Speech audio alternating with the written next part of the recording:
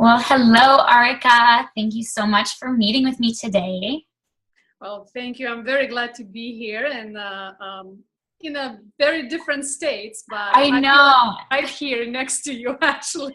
I know. Last time we saw each other, we were at our graduation dinner, so that was like all exciting, and we started a conversation about your pregnancy and how you were using your bulletproof skills with your perspective as a nurse practitioner. And I was like, oh my gosh, we have to talk some more about this. So here we are, and I thought that maybe my audience would want to hear more about how you are going about your pregnancy and the decisions that you're making, based on all the things that you've learned in your life experience, and why you're not actually going to give birth at the hospital in which you work. So I thought that was interesting, and maybe we could touch on that as well. Yes, absolutely. The same here. I felt so great at the Bulletproof conference in September, and I can say that my whole journey for this pregnancy, the preparation, actually started when I learned about Dave Asprey. And it was years and years ago. I'm drinking Bulletproof coffee now for over 5 years, I would say. Wow. Yeah, and his first book was the Better Baby book. Yep.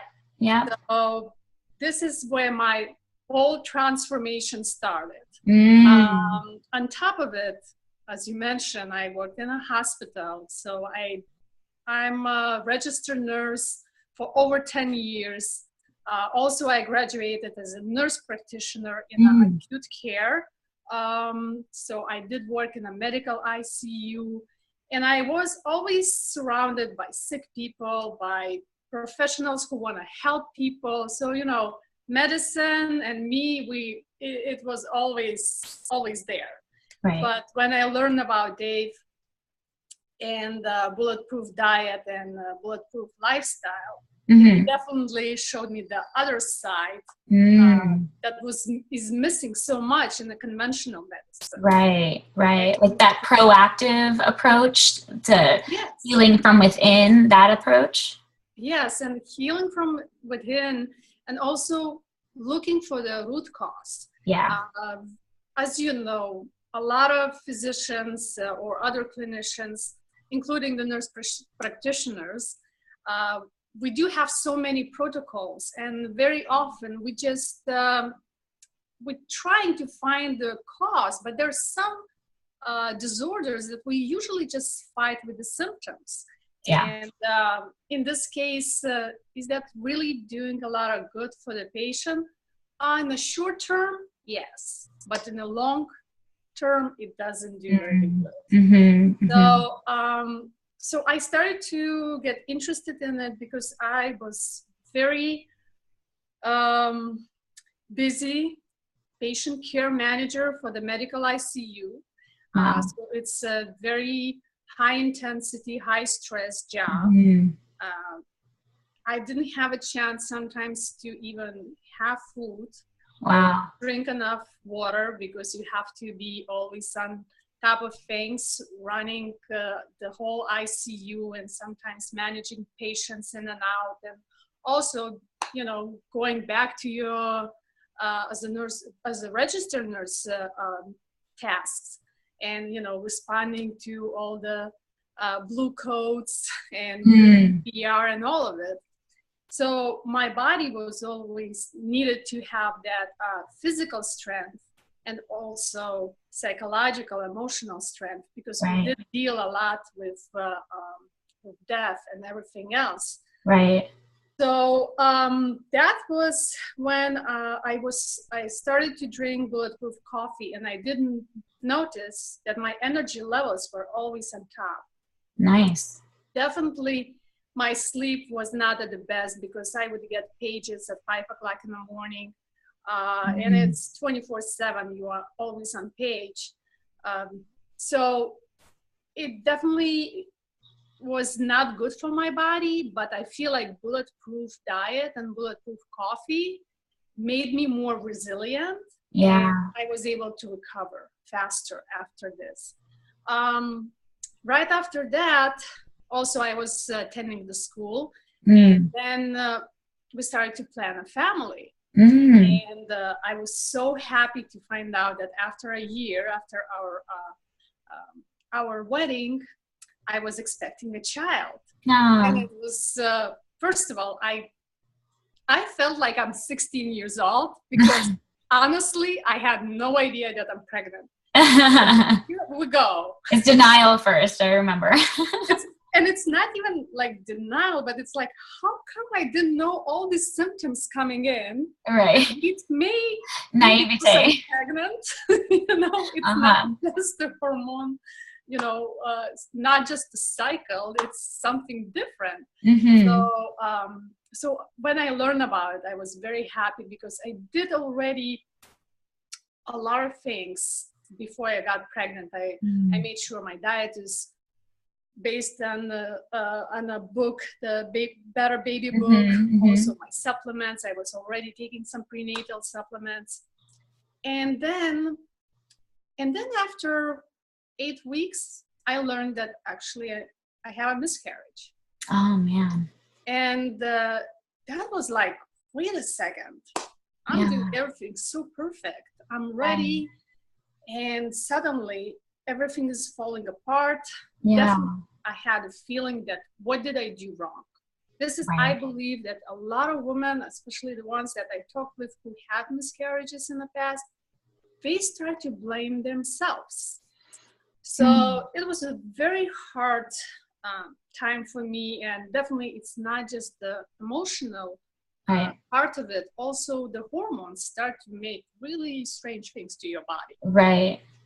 And that's when I started to feel like something's wrong going on with my body. I kind of lost the trust in my body. And I said, wait a second, I'm treating you so well. And why did you do this to me? So I was starting to disconnect myself from the body and looking maybe for a new body that will make me happy. I don't know. And then I believe when I hit that rock, the bottom rock, then Bulletproof Coaching came to my mind. And my husband, thanks to him, he said, sign up right now. And I was so lucky to get in our group. The originals. Yeah, the 155 people in the group, right? Mm-hmm. And meditation and mindfulness, the state of presence, actually got these feelings, those negative feelings of not knowing, of anxiety, of blame, of paranoia. It kind of went away. Wow. So through the process of the coaching, it actually helped you, would you say, heal your trauma from the miscarriage? Yes, I definitely can say that it was a good timing for me, where I learned, where I started to see, the bigger picture. Yeah. And I started to focus on, the issues the problems that I had much better, and I was able to make better decisions about it. Like even just started to take care of myself, did some more testing, and I would say, okay, I just acknowledged that this is what happened to me, and actually maybe that was a good thing because my body made the right decision at that time. And that was not maybe good combination, and maybe the body protected me from having a sick child or something that was not right going on at that moment. Right. And I started to get more confident, and I started to feel that I can trust my body again. Yeah. I have to listen to it and give time again. Right. You cannot fix things overnight. No. Well, actually, you can in conventional medicine when you give you a pill, right?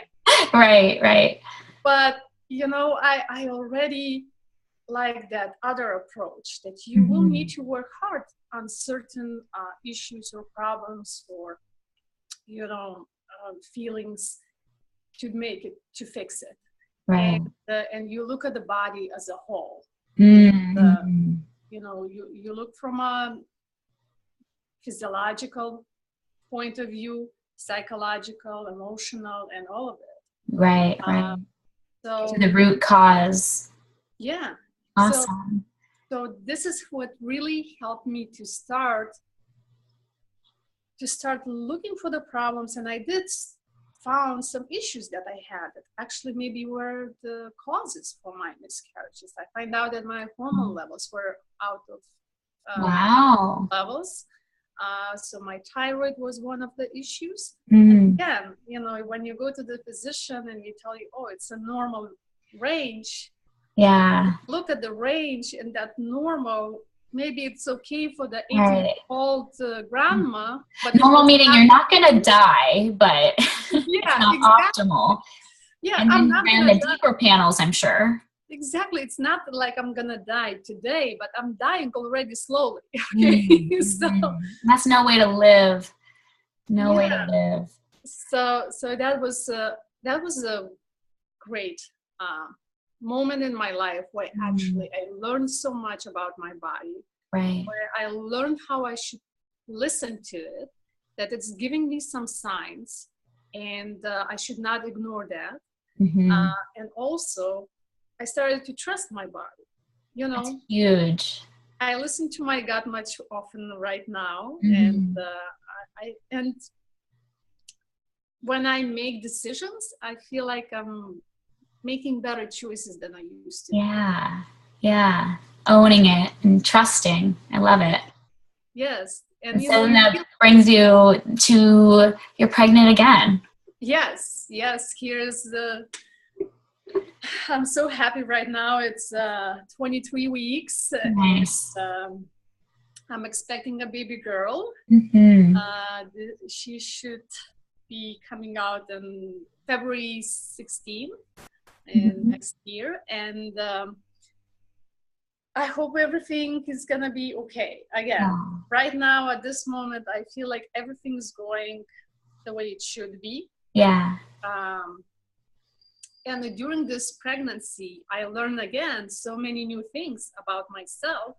Yes. About my body, and we will see, what I'm going to learn in next. Right. Well, what's one of the biggest things you learned in, say, your first trimester?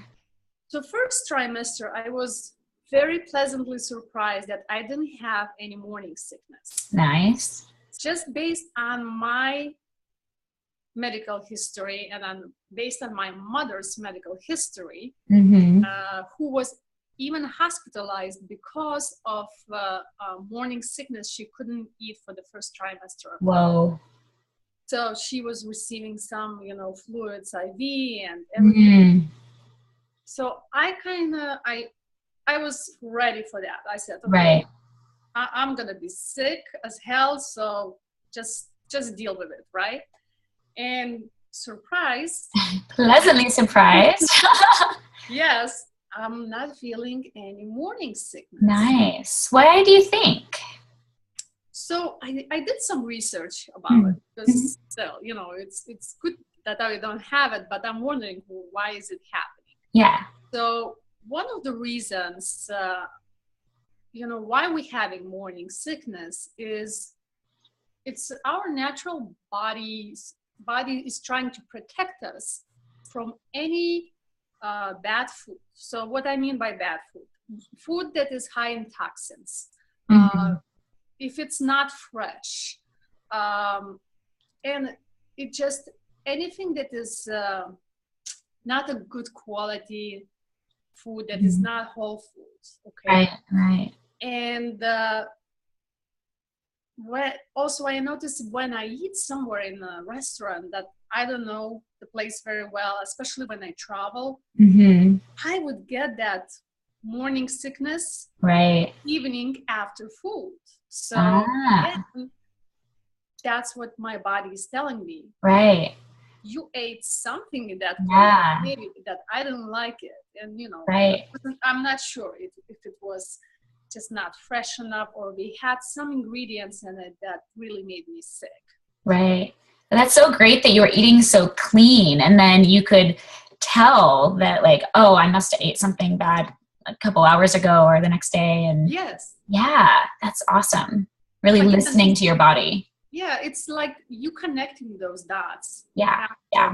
And you see, okay, something went wrong. And it didn't happen just once, so that's why I can strongly say that it definitely depends on the quality of food that you eat. Also, some research shows that HCG levels, which are very important at the beginning of the pregnancy, because HCG hormone is important for the progesterone hormone production, which actually keeps the pregnancy going. Sometimes people have miscarriages when the progesterone levels are too low. So this is why HCG levels are going high up during the pregnancy, and usually physicians will check for it and see if it doesn't go down, because then there is a high risk of miscarriage. But what is interesting, that HCG level can fluctuate due to the insulin levels in your body. Interesting. Yes. And it's not a strong theory, but I believe that if you can control your insulin levels and keep it stable without having ups and downs, your HCG level should be also in a stable, that going up level without spikes. Right. So I did have my diet, and well, it was easy for me because I was doing that before by following Bulletproof diet and having my carbohydrates, like starchy foods that I enjoy as my dessert in the evening. And in the morning, I would have a high fat, high protein, and also a lot of vegetables. So that was my main hack that I did. Even I read a lot of practitioners, or coaches like us out there, they would suggest to, instead of taking carbohydrates, like a lot of physicians do, they do tell you, take some crackers or banana. Actually, instead of taking carbohydrates, take something that is high in fat and protein, because that's going to help you with the morning sickness. Right. So give me like a day in the life of like what you would eat then. You said high protein fat in the morning and more carbohydrates at night. What does that look like on your plate? So in the morning, like one of my favorite foods that it's very easy to prepare, I usually I would boil 2 eggs, and then I would make that cauliflower couscous. For just like shredding a cauliflower, put butter on it or anything. Yes, and then I put a lot of butter on it. On top of it, I put some MCT oil on it. So and for anyone who doesn't know, MCT is it's a coconut oil that's distilled. Sorry, so distilled. So it's just like the medium chain triglycerides that are like the length of your cell membrane. So it's just like getting right into the cells that need it. Right? Would you add anything else to that? Yeah, what is nice about MCT oil, that it bypasses your liver. So it goes straight in the bloodstream and to your brain and makes you, feel more awake. Go time. Exactly. Yeah. So it's like you would have sugar, right? And you feel like, oh my God, I'm so energized. But with MCT oil, you're not going to have a crash after that. So no, and it's not like a jittery, like, exactly kind of thing either. It's like, I am turned on. Let's work. Let's go. Yeah. Okay, cool. So that's your breakfast. Couple eggs, some cauli couscous. Anything else on that? And avocado. I love avocado. So I add some avocado slices, and sometimes I just mix it together. So it looks like a bowl of rice, Yeah. Definitely, it has a lot of vegetables in it. Yeah. See what I have based on the season, Nice. And do you smother it in Himalayan sea salt too? Yes, absolutely. Yeah. I do love sea salt. And as you know, sea salt is very good for your adrenals. So to keep your adrenals healthy, again, that makes all the epinephrine and everything else, you want to make sure that you get your salt in the diet. Awesome. Awesome. Okay, lunch. So for my lunch, if I feel hungry, because usually my breakfast right now is when I'm pregnant, if I eat it, sometimes I don't even feel hungry at lunch. But I would make liver pate. Oh. So it's very easy also dish to prepare. And what is nice about it, you can, make it and it will last for a week for you. Right. So I would just have some liver pate that is usually mixed. Definitely liver is from a grass-fed cows. And if it's, I usually know the source where I'm getting it from. So it's mixed with some vegetables, and then I add some maybe cucumber and also bacon. I do add bacon. Sounds good. Sign me up. It's a big difference, that when you have this. So it's kind of, I get the snack, again, with a lot of vegetables, and on top of it, liver, you get all the nutrients in it. Right. It's so just good. You take a multivitamin pill or you take the liver, just unbelievable. And usually that's when I take my multivitamins too, my prenatal, because it does help my body to absorb more from the vitamins when I'm taking it with food that has already those ingredients in it. Right. Good note. So this is. So then dinner? Well, dinner, usually if I'm not going out, so I will have maybe salmon. This is my favorite fish. So I make salmon from carbs, sweet potato again with some butter on it. If I can use some parsley on it, again, salad on the side. So it depends. If I go out, I usually get a burger, but again, I know the place, I know where the meat is coming from. Oh, nice. And I do sometimes have like a mashed potato with bacon on it. So that's my dessert. Do you do the burger with the bread, with the bun? No. Everything is gluten-free. So there's no. So you wrap it in lettuce. Yes. And it's such an easy swap these days. Like restaurants are like, sure, you want that wrapped in lettuce? No problem. Yeah. It's easy, and at the same time, you're not overeating. And it's easier, I believe, for your body to digest that too. Right. Because and it's more like flavorful.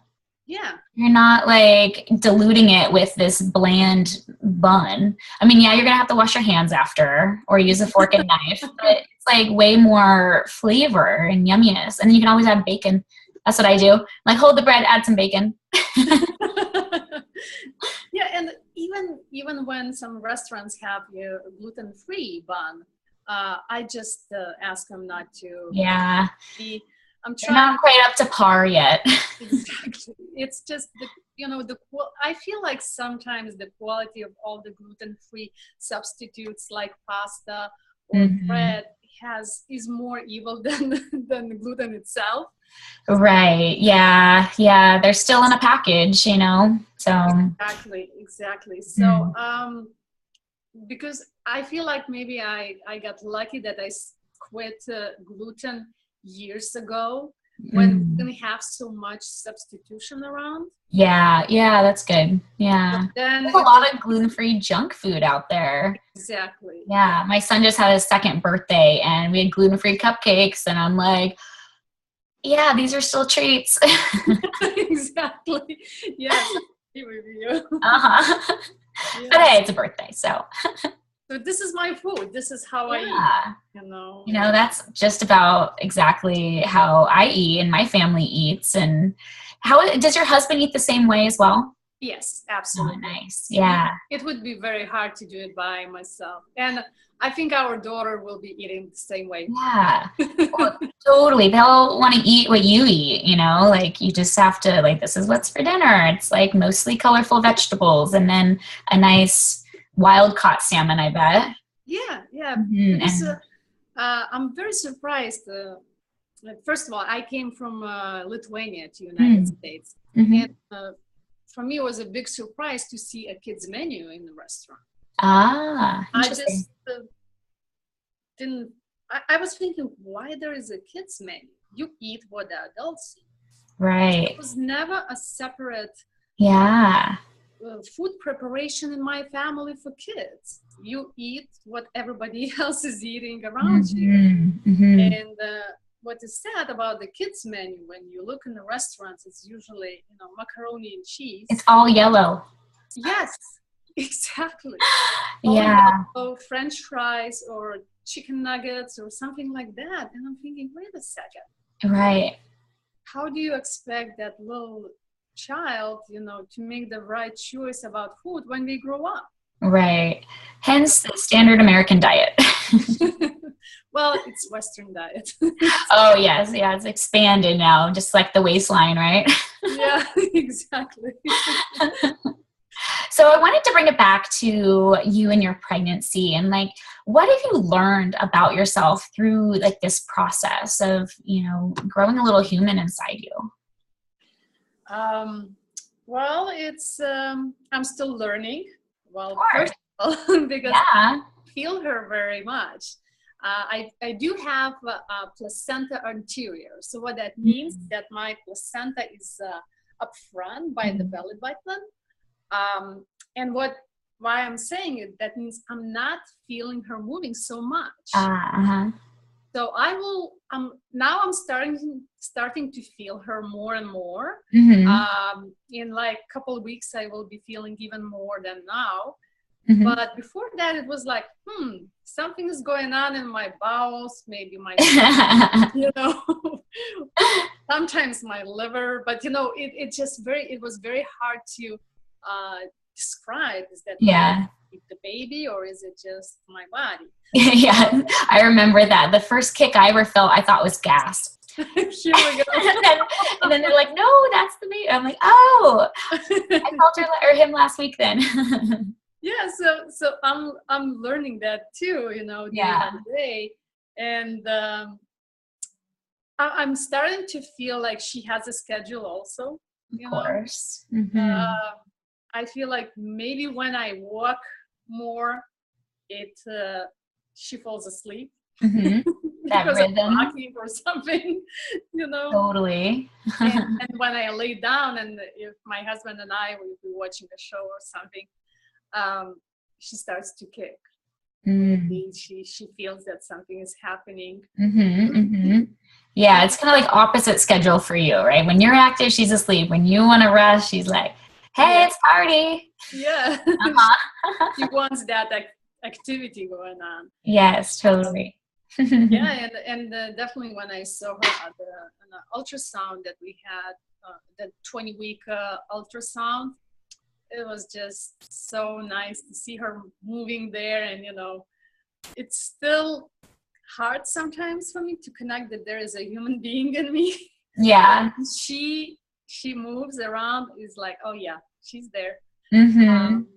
Also, when my husband left, he had a conference, and he went to Asia for like a week. I didn't feel like I'm alone at home. Also, I would just talk with her and say, hey, what's going on? How was your day? So awesome. So I'm just trying, to imagine her, how she's going to be. But at the same time, I'm stopping myself from doing it. Because, why is that? Because she will be somebody else. She's not going to be like me. She's not going to be like David, my husband. She will be herself. Absolutely. Yeah.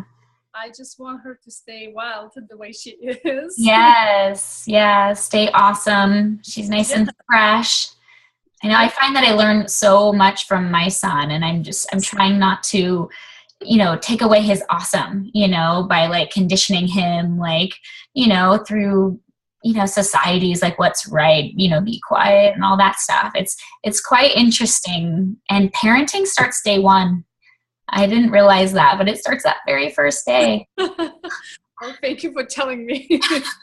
Now I should get ready for that day one. Yeah, there's some conversations to have with your husband, like while you're pregnant for sure, because it's just like hit the ground running, Yeah, it's gonna be interesting. So yeah, I'm very excited about it. Definitely, a little bit anxious, and it just, you never know. Right. Well, tell me a little bit more about your birth plan. We haven't even talked about that yet. Yeah. So I did look for some places where I can give a birth. So, the perfect would be just stay at home and give a birth, right? I feel like that's maybe the next time I will do that. But as a nurse practitioner, and I just saw so much things happening in the ICU especially, I just don't feel very comfortable by doing it. Just because I'm not sure what to expect. I feel like everything should be fine, and there should be no, major issues. But just to keep it safe for the baby also. Right. And for you want to be most comfortable wherever you are. Be there most comfortable. So I did look for the hospital, and I chose the one that is closest to me, and the one that I heard the most positive reviews about. Also, I like my OB-GYN physician, and I'm meeting his team right now. Every time I go for the appointment, I make sure that I have a different physician from the group to see me, so I have a feeling what is happening. Also, during every visit, I tell them what I do expect from the birth. So, for example, I don't want to get epidural if I don't need to.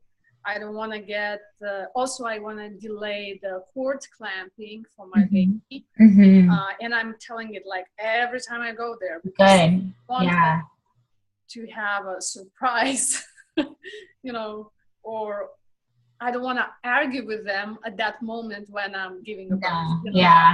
Make sure everyone's on the same page because this is your birth. Exactly. So, and it's so far, I really like the way you respond to it. They say, yeah, we do this for other women, and it's okay. We really can explain how they're doing it. So I feel like I can trust them. Great. But on top of it, actually, I did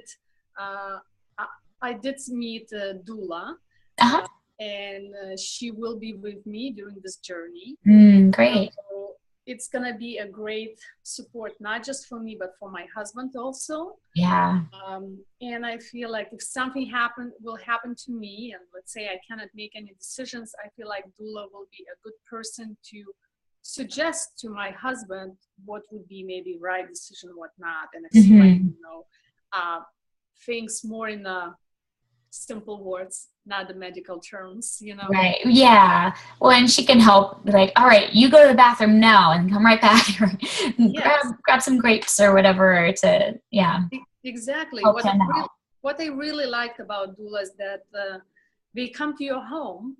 So when I start to feel first contractions, we're going to be at my house, and they can say, okay, now it's time to go to the hospital. So I don't have to go to the hospital when I start to feel my first contractions. And what that means, you get admitted, you get, all the different protocols that we're going through. That means, getting your IVs. Sometimes we're not giving you anything to drink or anything to eat. It depends. Right. And you get attached to some monitors. Your baby is attached to the monitors. I mean, in your belly. So you end up just staying in the bed, and it's not good. You have to move. Yeah. I couldn't imagine being strapped down. Yeah. All I wanted to do was walk and squat and move around. And this is amazing that doulas, they know a lot about.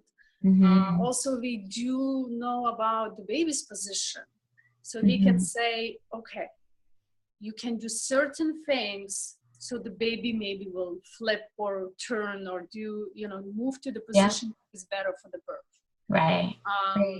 So we will see how that's gonna go, but I have a feeling that I have a very good team around me. Good. That's awesome. Yeah, that's the best, having like people around you that you know you're going to feel supported and comfortable, because you got to bring it and you want a good team on your side.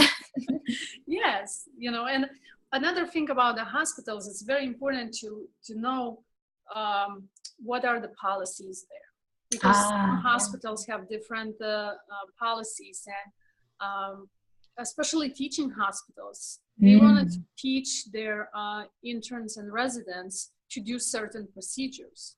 So what that means, that maybe this hospital that is doing, let's say, so many C-sections or so many, or using forceps or something like that, they will be maybe even, I cannot say pushing you too much, but they will. It's more likely. More likely that we're gonna suggest you one of the options to do one of those procedures. Right. It's very political. Yeah. So again, it's a good thing to look at, all the policies. Like, if this happens, what would you do? To ask them, right? Yes. Like questions, for example, what do you call in your hospital is the prolonged birth, right? When do you decide when is the C-section needed? What do you do to avoid the C-section? Also, what do you do if women cannot push anymore, right? Or when do you start some meds, to increase the contractions and everything like that? So by knowing these things, I feel like for some people it can be too much. Then maybe you want to have somebody like doula next to you. For people who know a lot about medical stuff and clinical things, it's not overwhelming. Then you understand, and you can make decisions yourself.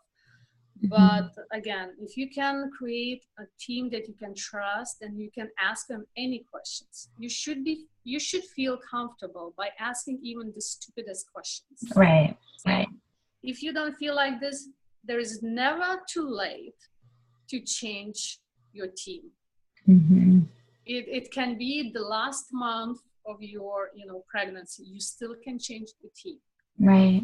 So just I keep that in mind, and so far I'm sticking to the team that I'm working with, but I keep that in mind. If something will come up and I'm not liking it, I'm going to look for other options. Yeah, good for you. That sounds like such an empowering stance to take. You know what you want, you ask the questions, you surround yourself with people who are going to help you achieve that, and you feel good about it. Yeah. That's awesome. You said it so well. Just recapping what you said. That's awesome. Yeah. So anything else you wanted to bring up before we finish up this little call here? I just maybe want to say overall that the most important thing is to, stay connected with your body and listen to your body and trust your body. Yes. That's one of the things. Also, don't exclude any testing, the conventional medicine. Because believe it or not, you may be surprised and you will find out something that you didn't think you have it. Let's say in pregnancy, very often women have iron deficiency anemia. Right. When your blood hemoglobin levels are so low, and it's not good, not just for the mother, for the baby also. Right. So you want to make sure that you look at those numbers. And can you briefly describe the difference between folic acid and folate? Oh yeah, the folic acid. So one of the supplements, which also this is in Dave's book. You want to make sure that all the prenatal vitamins that you are taking, that vitamins are in a bioavailable form. So what that means, that for example, the folic acid, that's the chemical form of this vitamin B. It's one of the B complex vitamins. So you want to look for the folinic acid or folate, okay, or 5-MTHF, we call it sometimes. So when you look at your prenatal vitamins, you really want to look what the ingredient, what's the chemical part of this vitamin, not just the name, okay? Right. And also the same with vitamin B12, because you want to methylated. Yes, methylated, vitamin B12. Also some of like zinc supplements, like some minerals that you are taking, make sure it's the right form. Because if you take the wrong form, isn't it kind of like doing the exact opposite and like actually leaching it from your system? Yes. Unfortunately, it's yeah. making actually more harm than good. Right. You really want the folate or folinic acid, not folate. So no, you want a folate or folinic acid. Okay. But not folic acid. It's so confusing. I know. It took me a while to remember those. But usually people use the word folic acid. That's the wrong form, okay? It's the folinic acid or folate. Got it. One word. Okay. So I chose a couple companies that I'm buying supplements from, and I did a lot of research about where is it coming from and what form is it. Oh, great. So it definitely... Might have to get your recommendations on this. Sure. It's, and you know, especially when I know that, let's say one of the companies, they have a contract with Mayo Clinic, and Mayo Clinic is doing all the research about some supplements, and they use only this company's supplements. So interesting. Know that we look for like heavy metals, that sometimes you can find heavy metals in fish oil. Right. Again, you making more harm for yourself than good. Right. Taking a fish oil. So the quality is very, very important. Very important. Yeah, and definitely as much as you can, you need to get these nutrients from your food. Yes. You know, you can have so much supplementation, but it will never substitute your food. Right. It's to supplement your food. Yes. Right. Awesome. Well, thank you so much, Aurika. This has been a great talk. I think a lot of people will totally resonate with you as a mom to be, and being a nurse and just your personality. So thank you so much for your time, and it's been great. Oh, thank you, Kristen. I'm so happy that we had this conversation, and I feel like I still have so much to say. Well, how about we'll do this again? We'll have different topics for your more of your second trimester and third. How about that? Or we can do after the fact, okay? Yes. We'll have a play date. Exactly. Then I can say what really worked, what I did, and what didn't. This is another important thing, you know. Sometimes when you make mistakes, don't get frustrated. Just acknowledge it's happened, and you learn something from it. Right, you learn. Yeah. You know, this is absolutely what we do. We're learning every day. I really like that you are teaching so many people about it,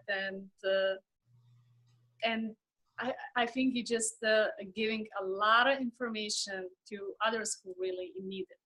Thank you. I see some more collaborations here in the future. All right. Well, I'll talk to you later, Aurika. Have a great day. You too. Thanks.